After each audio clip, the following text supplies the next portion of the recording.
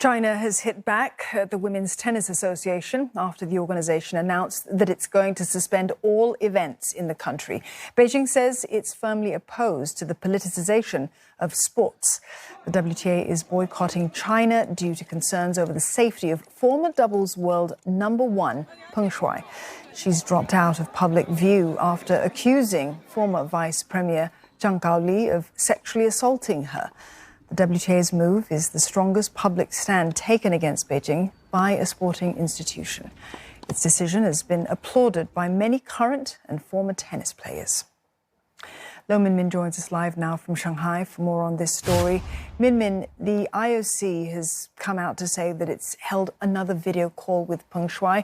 Is there real concern for her in China as to her safety? Yes, there is a lot of uncertainty right now over Peng Shuai's well-being after she made such a high-profile accusation. It's the first time such a senior-level official had been accused of sexual assault, and Peng Shuai's social media posts had been erased within minutes, along with all news and commentary about her claims. And that was the same thing happening today when the Chinese Foreign Ministry spokesperson made a statement in response to the WTA pullout. It was picked up by international news wires like Reuters, but over here in China, there was absolute silence on local media. And what's causing concern over her safety is because Chinese state media also recently circulated an email reportedly written by her saying that her allegations were untrue and that she's not missing, she's safe, resting at home. And that triggered new speculation and suspicion over whether that email was actually written by her or was she coerced into writing that. Why did she suddenly retract those accusations just weeks after making it?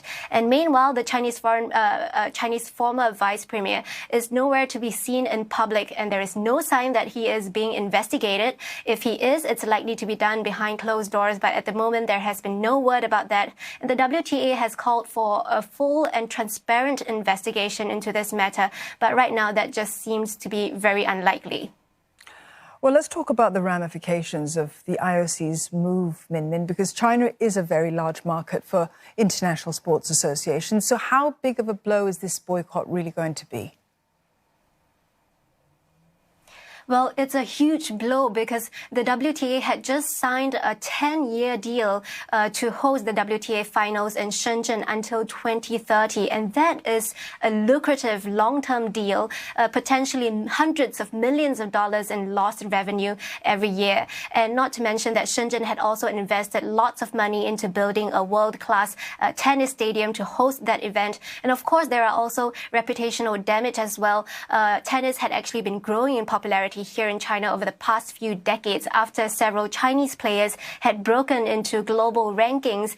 And this really represents a paradigm shift in terms of how global sports associations engage with China, because in the past, they tend to back down quite quickly to avoid any row with Beijing for fear of losing that gigantic market. But now this is setting a new precedent, and it could strengthen calls for a diplomatic boycott of the Winter Olympics, which is happening just 2 months away from now. Minmin, thank you very much for that. Lo Minmin reporting to us from Shanghai.